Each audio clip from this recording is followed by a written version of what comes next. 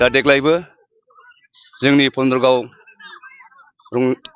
गामिनि रायजो राजा आरो पन्द्रगाव गामिनि अर्गें क्लाबनि सेंग्रा सिख्लाजों जों जयैनो जे 13थि रंजालि बैसागु फोरबो फालिनाय बे फालिनाया दिनै साननैनि हाबाफारियाव आगान सुरबाय।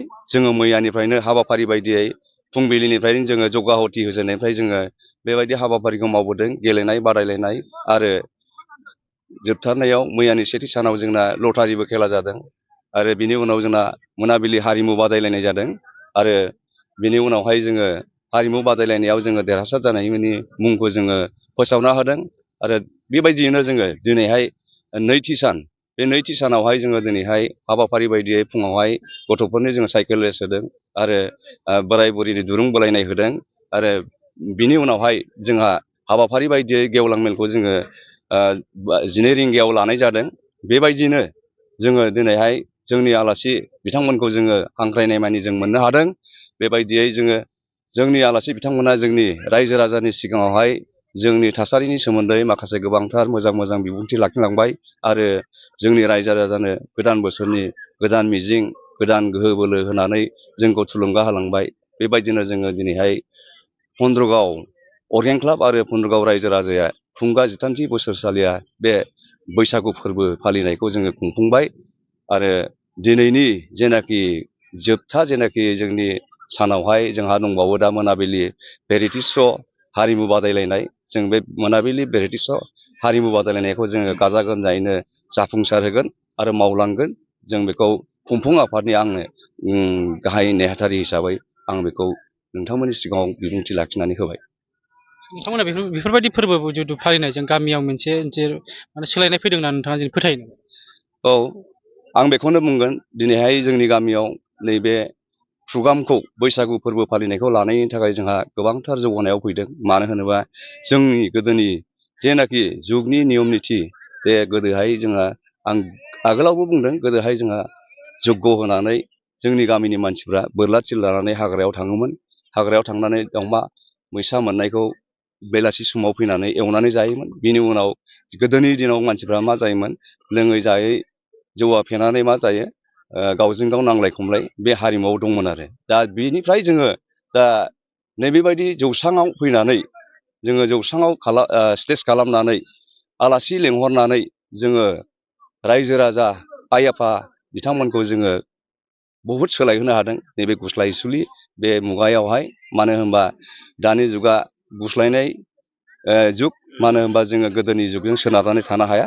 बेनिखायनो जों गोदोनिफ्राय बहुद आपग्रेड जादों। आं बेखौ बिबुंथिनि गेजेरजों बे हाबाफारिजों लोब्बा लाखिनानै आं दिनै बेखौनो बुंगोन, जोंनि गामियावहाय जोंहा बोसोरफ्रोमबो फोरबो फालिनायाव बे बैसागु फोरबो फालिनायाव जोङो जोंनि खामानिखौ जोङो ओरैबायदि खामानि लादों, माने मोनफ्रोमबो बोसोरावनो जोङो बोराय बुरै आरो मेट्रिक पास जानाय, हायार सेकेन्डारि पास जानाय, BA पास जानाय, बेखौ जोङो बोसोरफ्रोमबो बैसागु फोरबोनि नैथि सानावहाय जों बेखौ मान बावो आरो जोंनि गामिनि आइ आफा बुरै आरो आइ आफा बोरायखौ जोङो जोंनि अर्गें क्लाब आरो जोंनि पन्द्रगाव गामिनि बैसागु खुंफुं आफादनिफ्राय मान होनानै जों बिथांमोनखौ बैसागु फोरबोनि गेजेरजों बरायनानै लानाय जायो।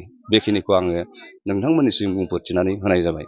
पन्द्रगाव गामि मोनसे जारिमिनारि मुं, जाय गामियाव आं जोनोम जादों आरो बेयो पन्द्रगाव गामि जानायनि गुबै जाहोनानो जाहैबाय गोदोनि जोंनि आजै आजौमोनहा बे गामियाव रायजो जानायाव जुलि लानाय समाव 15 थाखा रां हाबायाव थाखा जादोंमोन जाहैबाय। बेनिफ्रायनो बे गामिनि मुङा पन्द्रगाव गामि जाहैबाय। दा परबतझरा हालामनि मोनसे समायना रमायना मोनसे गामि, जाय गामिया जुग जुग समनिफ्रायनो बेवहाय दंबोयो। दा बेवहाय गोबां जोंनि गामिनि रायजो राजाफोरा रायजो जाबोबाय, देरबाय लावबाय, सोरबा थैलांबाय। थेवबाबो बै समनिफ्रायनो जोंनि बे गामि मोनसे पन्द्रगाव गामि, परबतझरा हालामनि बासबारि ओनसोलाव थानाय पन्द्रगाव गामिया बै समनिफ्रायनो दंबोयो। बेवहाय आंबो बे गामियावनो जोनोम जादों आरो बेवहाय बै समनिफ्राय बे रंजालि बैसागु फोरबोखौ जारिमिना मोनहासयै समनिफ्रायनो गामिनि रायजो राजाफोरा मिथिंगाजों गोरोबनानै बेवहाय बे बैसागु फोरबोखौ फालिबोदों।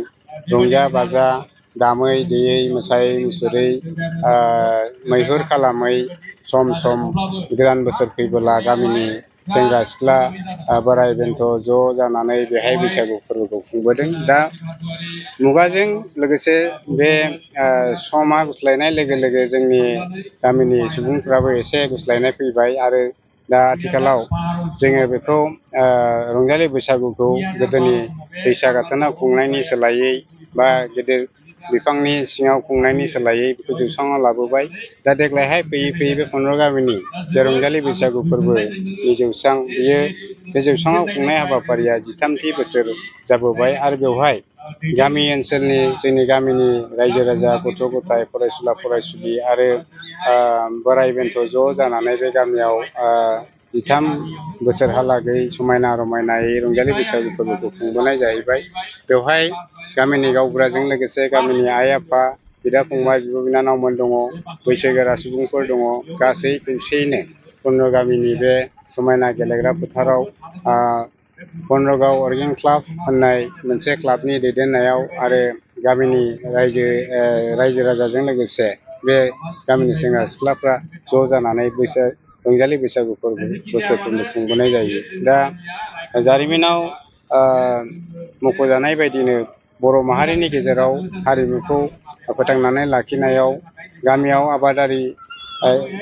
आबादारिफोरा आबाद मावो हिसाबै बोथोरनि थिननायाव बोथोरजों खाब जानानै रंजालि बैसागु फोरबोखौ बोथोर गोदान बैसाग दाननि 1 थारिखनिफ्राय खुंनाय जायो।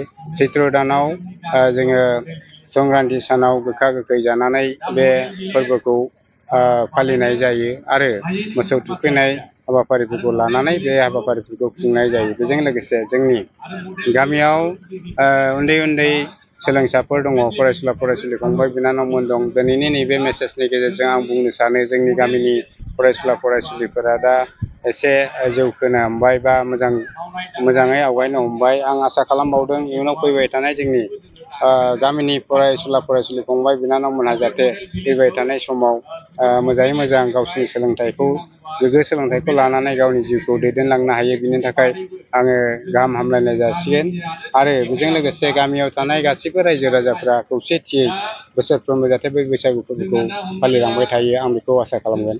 दा जोबथारनायाव दिनैनि बे बैसागु फोरबो खुंनाय खुंफुं आफादजों लोगोसे गामिनि रायजो राजा आरो बेवहाय नुजानाय जोंनि मोसाखावरि बिथांमोन दङ, बिथांमोननिसिमबो आं गाहाम हामलायनायखौ जासिबाय।